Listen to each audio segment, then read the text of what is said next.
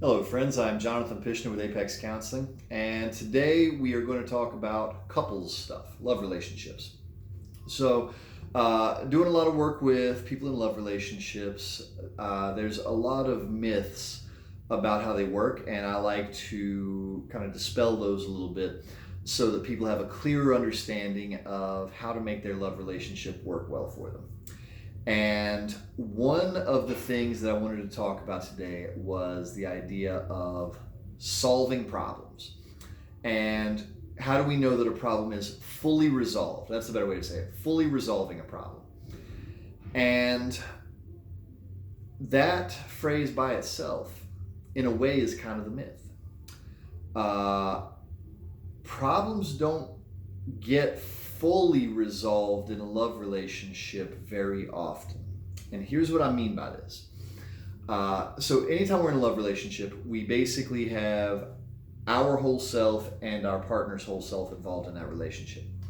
Well, if we split our brains into like the logical part of our brain and the emotional part of our brain, it is possible for us to resolve a problem from the logical part of our brain. The trouble is, we got two people who both have an emotional part of their brain living in that body too.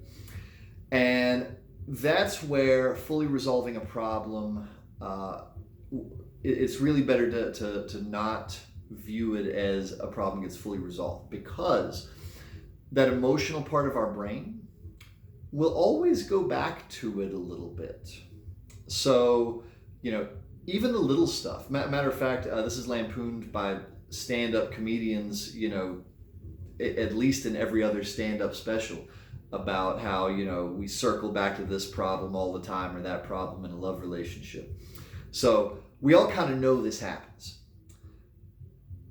The thing that is important is, if we're going to work on resolving a problem and we want to know that it's going well, it's really about, are we having conflict about it less?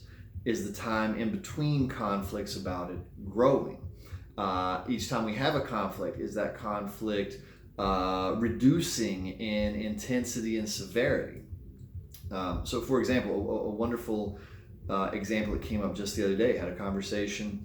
A wife had something come up that the husband had said, and it had been like 7 or 8 years ago.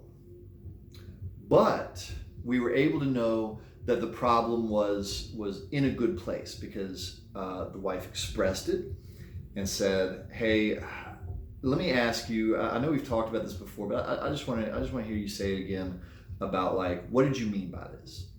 And the husband said, "Oh yeah, I get that. Here's what I meant by it," and the conversation ended very shortly thereafter. So in that case, it was the wife who was having the feelings, and for whom that problem was not fully resolved, because that's how the emotional brain works. And happily, because this was a reasonably healthy relationship, the husband was just like, "Oh yeah, okay, let me tell you about that again." But if this couple was bought into the myth of, like, oh, this problem should be fully resolved, this conversation could have gone so much differently.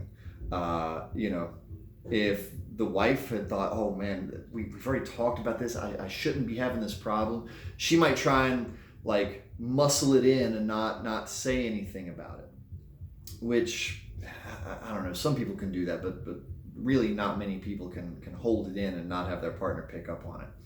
So she's trying to hold it in, and then he's like, "Why is she so upset? Sweetie, what's wrong?" "Nothing, I'm fine."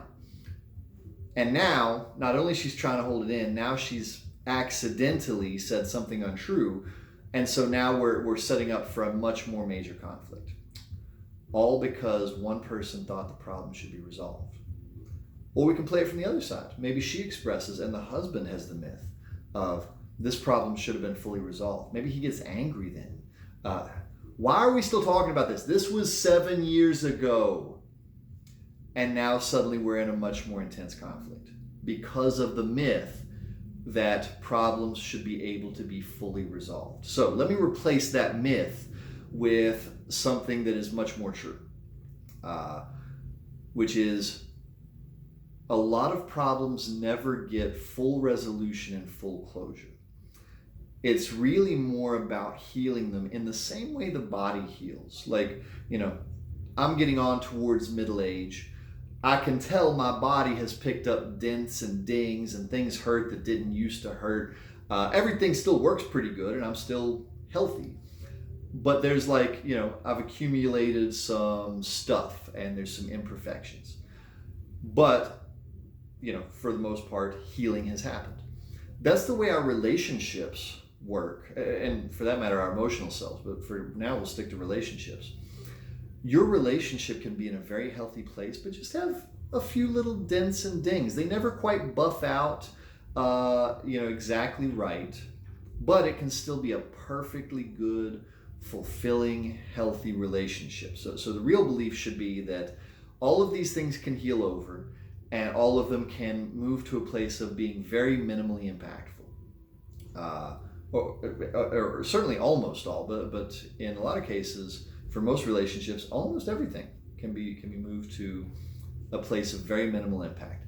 Sometimes you need help with that, in which case you go to couples counseling, but sometimes people can resolve these on their own. But nonetheless, the thing that I want to make sure people do today is don't buy into the myth that we should have everything fully resolved. That sets you up to have much more negative conflict. Be ready to revisit this stuff over and over and over again. The only thing you're looking for is it getting longer and longer in between the times we got to visit it. When we do we finish the conversation in a satisfactory way more quickly? When the conflict happens, is it reduced in intensity even more than last time? That's what you're really looking for. If all that's in place, things are moving along the right path. So thank you so much for hanging out with me for a minute today. Hopefully that was helpful to somebody out there. I'm Jonathan Pishner with Apex Counseling, and I will see you guys next time.